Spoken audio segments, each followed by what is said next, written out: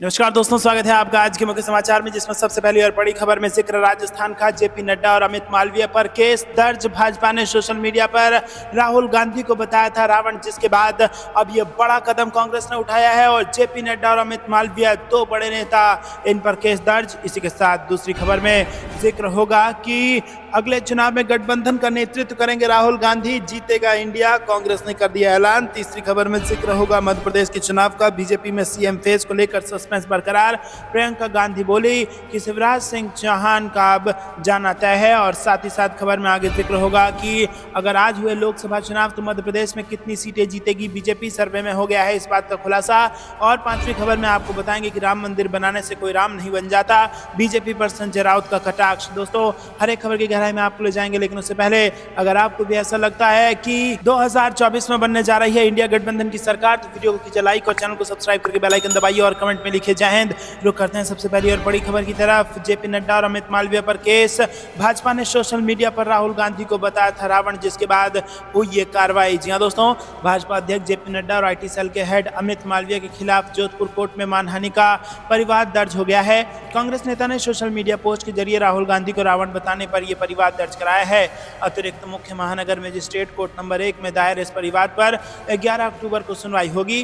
परिवाद दर्ज कराने वाले कांग्रेस विधि विभाग के जिलाध्यक्ष और एडवोकेट दिनेश जोशी का आरोप है कि भाजपा के एक्स अकाउंट से राहुल गांधी की छवि धूमिल करने के लिए ये पोस्टर डाली गई थी। इससे कांग्रेस समेत देश भर के कार्यकर्ताओं में नाराजगी है। और इसी के साथ आपको बता दें कि 5 अक्टूबर को डाली गई इस पोस्ट में राहुल गांधी को 7 सिर वाला व्यक्ति दिखाया गया था और उनकी तुलना रावण से कर दी गई थी। और कांग्रेस नेता इसे सनातन धर्म और राहुल गांधी का अपमान बता रहे हैं। और अब दो बड़े नेता जेपी नड्डा और अमित मालवीय पर केस यहां पर दर्ज कराया गया है। आपको क्या कुछ लगता है कमेंट में जरूर बताइए। रुक करते हैं ब्रेकिंग न्यूज की तरफ। अगले चुनाव में गठबंधन का नेतृत्व करेंगे राहुल गांधी, जीतेगा इंडिया, कांग्रेस का बयान। जी हां दोस्तों, इंडिया गठबंधन के नेतृत्व को लेकर असमंजस की स्थिति बनी हुई है। गठबंधन का मुखिया कौन होगा, किसकी अगुवाई में गठबंधन चलेगा, जैसे कई सवाल खड़े हैं। और गठबंधन में करीब करीब सभी दलों के प्रमुख अपनी दावेदारी करने में जुटे हुए हैं। वहीं कांग्रेस ने एक बार फिर से राहुल गांधी के नाम को आगे बढ़ाने की कवायद कर रखी है। कर्नाटक के deputy CM DK Shivakumar ने कहा कि इंडिया गठबंधन राहुल गांधी के नेतृत्व में बढ़ेगा और राहुल गांधी की अगुवाई में ही इंडिया गठबंधन चुनाव जीतेगा। कर्नाटक के deputy CM DK Shivakumar ने बीजेपी पर आरोप लगाया कि भारत जोड़ो यात्रा के बाद राहुल गांधी की बढ़ी लोकप्रियता से बीजेपी डरी हुई है। उन्होंने कहा कि लोकसभा चुनावों से पहले हो रहे विधानसभा चुनाव में भी कांग्रेस का प्रदर्शन अच्छा रहेगा। तो दोस्तों, आपको क्या कुछ लगता है कमेंट बताइए। रुक करते हैं अगली ब्रेकिंग न्यूज की तरफ। बीजेपी में सीएम फेस को लेकर मध्य प्रदेश में बना है सस्पेंस। वहीं प्रियंका गांधी ने दे दिया है बड़ा बयान। जी हां दोस्तों, मध्य प्रदेश में अगर बीजेपी फिर से विधानसभा का चुनाव जीत जाती है तो क्या शिवराज सिंह चौहान मुख्यमंत्री बनेंगे? मध्य प्रदेश की राजनीति में यह प्रश्न अबूझ पहेली बनता जा रहा है। कांग्रेस नेता साफ आरोप लगा रहे हैं कि बीजेपी का केंद्रीय नेतृत्व शिवराज सिंह चौहान का नाम तक लेने को तैयार नहीं है। वहीं बीजेपी की ओर से भी शिवराज सिंह चौहान को सीएम फेस ना बताए जाने से ये सवाल और टेढ़ा होता जा रहा है। लेकिन शिवराज सिंह चौहान के अलग अलग बयान राजनीतिक समीक्षकों को अभी भी चौंका रहे हैं। धार की पब्लिक मीटिंग में प्रियंका गांधी ने कहा कि शिवराज सिंह चौहान अब सीएम नहीं बनने वाले हैं। जबलपुर में शिवराज सिंह चौहान प्रधानमंत्री नरेंद्र मोदी की मौजूदगी में अपनी उपलब्धियां गिनाते हुए जनता से भी उन्होंने पूछा कि हमने अच्छी सरकार चलाई या बुरी सरकार चलाई। लेकिन दोस्तों, आपको बता दें कि अपने भाषण के दौरान प्रधानमंत्री नरेंद्र मोदी ने कृषि के क्षेत्र में मध्य प्रदेश की उपलब्धियों का जिक्र तो किया, लेकिन उन्होंने शिवराज सरकार की किसी भी योजना का बखान नहीं किया। कहा जा रहा है कि बीजेपी ने अपने थीम सॉन्ग एमपी के मन में मोदी है, मोदी के मन में एमपी है में मुख्यमंत्री शिवराज सिंह चौहान को बाहर रखा। लेकिन केंद्रीय नेतृत्व की इस बेरुखी के बीच कोई भी ये नहीं जान पा रहा है कि शिवराज के मन में क्या चल रहा है। शिवराज के पिछले दिनों के बयानों ने उनके भविष्य को लेकर लगाए जा रहे कयासों को और उलझा दिया है।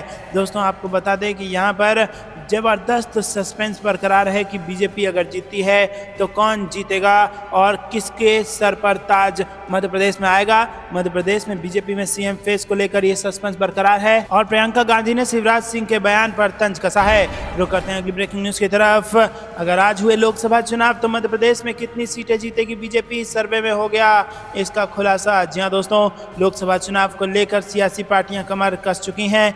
बीजेपी एनडीए गठबंधन से लोहा लेने के लिए विपक्षी पार्टियों ने इंडिया गुट तैयार कर लिया है। लोकसभा चुनाव में देश का मूड जानने के लिए एक सर्वे किया गया, जिसमें चुनावी राज्य मध्य प्रदेश की जनता ने अपना रुख जाहिर किया है। इंडिया टीवी CNX ने मतदाताओं के मूड जानने के लिए एक सर्वे किया और सर्वे के माध्यम से मध्य प्रदेश की जनता का मूड जानने की कोशिश की गई। सर्वे में बताया गया है कि अगर आज लोकसभा चुनाव होते हैं तो मध्य प्रदेश में इंडिया गुट और बीजेपी गठबंधन को कितनी सीटें मिलेंगी। जहां दोस्तों आपको बता दें कि सर्वे के मुताबिक जबरदस्त टक्कर है दोनों ही गुटों के बीच, और चाहे वो बीजेपी का एनडीए गुट हो या फिर कांग्रेस का इंडिया गठबंधन हो, दोनों के बीच में कांटे की टक्कर है। लेकिन ये सब कुछ तय होगा कि 2023 का विधानसभा चुनाव में किसकी जीत होती है, और अगर इंडिया गठबंधन या फिर कांग्रेस यहाँ पर जीत दर्ज करने में कामयाब हो जाती है तो ये आंकड़े कांग्रेस के फेवर में हो सकते हैं।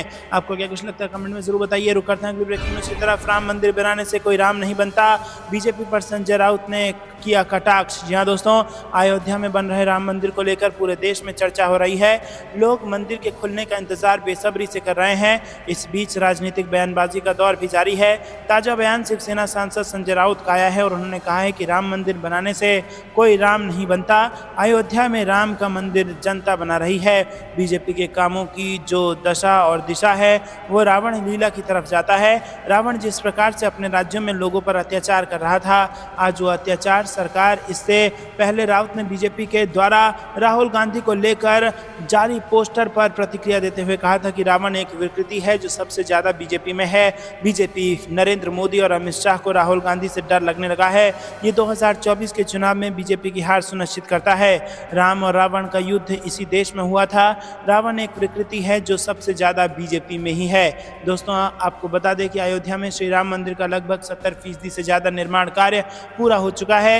जनवरी 2024 के पहले हफ्ते तक दूसरे तल का निर्माण कार्य संपन्न हो जाएगा। पिछले दिनों राज्यसभा सांसद और वरिष्ठ वकील कपिल सिब्बल का बयान राम मंदिर को लेकर आया था और उन्होंने कहा था कि अगर आपने राम मंदिर बना दिया तो आप राम नहीं बन गए। राम तो वही है जो राम के रास्ते पर चले। ये कहने से कि आप सनातन धर्म के खिलाफ हैं, इससे भी आप सनातनी नहीं बन जाते हैं। आगे सिब्बल ने कहा कि आप सिर्फ एक गुण सनातनी का बता दीजिए। सनातनी हिंसा भेदभाव की बात नहीं करता, ये खुद ही सनातन नहीं है, और जो खुद सनातन नहीं है वो सनातन धर्म की रक्षा कैसे करेगा।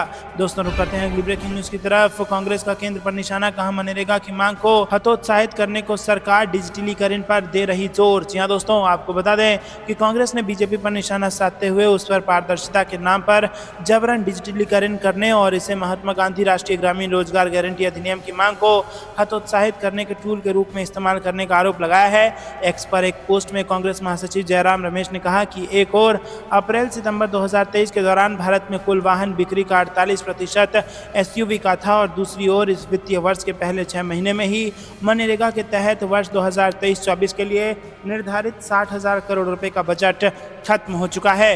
वहीं दोस्तों उन्होंने कहा कि ये न केवल देश भर में गहराते ग्रामीण संकट और बढ़ती असमानता को स्पष्ट रूप से इंगित करता है, बल्कि मोदी सरकार की प्राथमिकताओं को भी दर्शाता है, जो मजदूरी भुगतान में अत्यधिक देरी करके अप्रत्यक्ष रूप से मनरेगा के काम की मांग को दबा रही है। सरकार की आलोचना करते हुए जयराम रमेश ने कहा कि मामले को बदतर बनाने के लिए मोदी सरकार ने पारदर्शिता के नाम पर डिजिटलीकरण के लिए मजबूर कर दिया है, जबकि वास्तव में इसे उन लोगों के बीच मनरेगा की मांग को हतोत्साहित करने के लिए एक टूल के रूप में उपयोग किया जा रहा है, जिन्हें वास्तव में कार्यक्रम की आवश्यकता है। रुक करते हैं अगली ब्रेकिंग न्यूज़ की तरफ। राजस्थान, अशोक गहलोत का पीएम मोदी पर प्रहार, पूछा हमारे फैसले कब होंगे लागू। जी हां दोस्तों, राजस्थान के मुख्यमंत्री अशोक गहलोत ने शनिवार को कहा कि उनकी सरकार ने चिरंजीवी स्वास्थ्य बीमा और शहरी रोजगार योजना जैसे कई बड़े फैसले किए हैं और प्रधानमंत्री नरेंद्र मोदी को बताना चाहिए कि इन्हें केंद्र सरकार अपने यहाँ कब लागू करेगी। अशोक गहलोत ने दोहराया कि इनकी सरकार बिहार की तर्ज पर राजस्थान में भी जातिगत सर्वेक्षण करवाएगी और ये भी एक बड़ा फैसला है। दोस्तों, पीएम मोदी ने सोमवार को चित्तौड़गढ़ में एक जनसभा को कहा था कि राज्य में सत्ता में आने पर भारतीय जनता पार्टी जनहित की किसी योजना को बंद नहीं करेगी और ये मोदी की गारंटी है। इस बारे में पूछे जाने पर अशोक गहलोत ने जयपुर में मीडिया से कहा, इसका मतलब है कि उन्होंने मान लिया है कि हमारी योजनाएं शानदार हैं, वो चिंता नहीं करें। हमने योजनाएं अच्छे ढंग से लागू की हैं। ये बताएं कि केंद्र में 25 लाख रुपए के बीमा की घोषणा कब करेंगे। दोस्तों रुक करते हैं अगली ब्रेकिंग न्यूज़ की तरफ। बीजेपी ने अपने पोस्टर में जिस किसान की छापी फोटो, उसने कहा मेरी कोई ज़मीन नहीं हुई नीलाम, मुझे किया गया बदनाम। जी हाँ दोस्तों, आपको बता दें कि राजस्थान में आगामी विधानसभा चुनाव को लेकर सभी पार्टियां जोर शोर से चुनाव प्रचार में जुटी हुई है और वहीं संभावित हार को देखते हुए बीजेपी के खेमे में खलबली मच चुकी है। आरोप है कि बीजेपी चुनाव प्रचार के लिए झूठ का सहारा ले रही है। बीजेपी राज्य में नहीं सहेगा राजस्थान नाम से अभियान चला रही है और अभियान के तहत बीजेपी ने एक पोस्टर जारी किया था। पोस्टर में लिखा था कि 19,000 से ज्यादा किसानों की जमीनें नीलाम, नहीं सहेगा राजस्थान। पोस्टर में बीजेपी ने ऐसे किसान की तस्वीर लगाई है जो 200 बीघा जमीन का मालिक है और उसकी जमीन भी कभी नीलाम नहीं हुई। दोस्तों आपको बता दें कि किसानों ने कहा है कि उस पर ना तो कोई कर्ज है और ना ही उसकी ज़मीन नीलाम हुई है। वो 200 बीघा ज़मीन का मालिक भी है और किसान अब बीजेपी पर मानहानि का केस करने की बात कर रहा है। दोस्तों रुक करते हैं अगली ब्रेकिंग न्यूज़ की तरफ। बिहार में बीजेपी की कन्फ्यूजन पॉलिटिक्स को काउंटर करने के लिए नीतीश और लालू का मास्टर स्ट्रोक। जी हाँ दोस्तों, आपको बता दें कि बिहार की सामाजिक संरचना को परिभाषित करने के लिए जाति सबसे बड़ा कारक है। लोग अपने जीवन साथी से लेकर अपने प्रतिनिधियों को भी कमोबेश अपनी जाति से ही चुनते हैं। यहाँ धारणा है कि एक ही जाति के लोग अन्य जाति के लोगों की तुलना में बेहतर स्वभाव वाले और अधिक भरोसेमंद हो सकते हैं। दोस्तों आपको बता दें कि लोगों की इस मानसिकता को समझते हुए दावा किया जाता है कि लोगों को उनकी वास्तविक ताकत के बारे में जागरूक करने के लिए जाति आधारित सर्वेक्षण का सहारा लिया गया है। बिहार के मुख्यमंत्री नीतीश कुमार और आरजेडी नेता लालू यादव बिहार के जातीय संयोजन से अच्छी तरह परिचित हैं और उन्होंने अपनी संख्या के बारे में लोगों के बीच भ्रम को दूर करने के उद्देश्य से 2 अक्टूबर को जाति आधारित सर्वेक्षण के आंकड़ों जारी कर दिए। इस रिपोर्ट के बाद राजनीतिक दलों द्वारा मतदाताओं के मन में भ्रम पैदा करने की संभावना भी अब बिहार में पूरी तरह से लागू नहीं होगी। वहीं दोस्तों आपको बता दें कि बिहार सरकार ने 215 जातियों और उनकी वास्तविक संख्या की गणना की है। कहा जा रहा है कि नरेंद्र मोदी के नेतृत्व वाली भाजपा का मुकाबला करने के लिए जाति सर्वेक्षण नीतीश लालू का मास्टर स्ट्रोक साबित हो सकता है। नीतीश कुमार और लालू प्रसाद यादव के लिए जाति आधारित सर्वेक्षण मंडल आयोग की रिपोर्ट के समान है जो केंद्र में सत्ता संभालने के बाद विश्वनाथ प्रताप सिंह ने लाया था और उस समय उनका मुकाबला कांग्रेस पार्टी से था जिसका प्रतिनिधित्व कुल मिलाकर ऊंची जाति के लोग करते थे। तो दोस्तों आपको क्या कुछ लगता है कमेंट में जरूर बताइए। रुक करते हैं अगली ब्रेकिंग न्यूज की तरफ। मनरेगा के तहत काम की मांग दबाने की कोशिश कर रही केंद्र कांग्रेस ने मोदी सरकार पर लगाया आरोप। जी हाँ दोस्तों, आपको बता दें कि कांग्रेस ने शनिवार को आरोप लगाया है कि नरेंद्र मोदी सरकार ने पारदर्शिता के नाम पर मनरेगा में जबरन डिजिटलीकरण किया है और साथ ही कहा कि उसने उन लोगों के बीच कार्यक्रम की मांग को हतोत्साहित करने के लिए एक उपकरण के रूप में उपयोग किया है जिन्हें वास्तव में योजना की आवश्यकता है। कांग्रेस महासचिव जयराम रमेश का सरकार पर हमला एक मीडिया रिपोर्ट के बाद आया जिसमें दावा किया गया है कि वित्तीय वर्ष में 6 महीनों में प्रमुख ग्रामीण रोजगार कार्यक्रम महात्मा गांधी राष्ट्रीय ग्रामीण रोजगार गारंटी योजना में धन खत्म हो गया है। सोशल मीडिया प्लेटफॉर्म एक्स पर एक पोस्ट में रमेश ने कहा कि एक तरफ इस वित्तीय वर्ष में अप्रैल और सितंबर के बीच भारत में कुल वाहन बिक्री का 48% एसयूवी का था और वहीं 6 महीने की अवधि में मनरेगा के तहत पूरे साल का 60,000 करोड़ का बजट खत्म हो चुका है। रुक करते हैं अगली ब्रेकिंग न्यूज की तरफ। बिहार के उप मुख्यमंत्री तेजस्वी यादव ने जातीय गणना को देश के लिए जरूरी बताया और कहा कि पूरे देश में होना चाहिए ये लागू। जी हाँ दोस्तों, कांग्रेस के द्वारा भी बिहार की तर्ज पर जाति आधारित गणना कराने की चर्चा किए जाने के बाद बिहार के उप मुख्यमंत्री तेजस्वी यादव ने कहा है कि इस तरह की गणना पूरे देश में होनी चाहिए।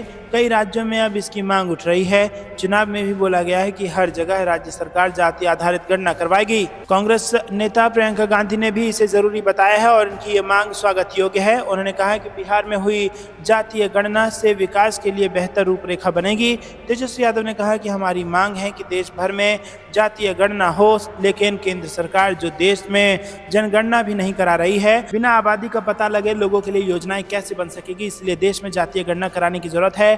इसकी मांग देश के कई राज्यों से हो रही है। रुक करते हैं अगली ब्रेकिंग न्यूज की तरफ। स्टेट है तभी सेंटर है, बीजेपी के साथ न जनता न क्षेत्रीय दल, जेपी नड्डा को तेजस्वी यादव का जवाब। जी दोस्तों, बिहार के डिप्टी सीएम तेजस्वी यादव ने बीजेपी अध्यक्ष जेपी नड्डा के उस बयान का जवाब दिया है जिसमें उन्होंने कहा था कि क्षेत्रीय पार्टियों का खत्म होना जरूरी है। तेजस्वी ने प्रतिक्रिया देते हुए कहा है कि बीजेपी तो खुद ही खत्म हो रही है। उनके साथ ना तो देश की जनता है न क्षेत्रीय दल है।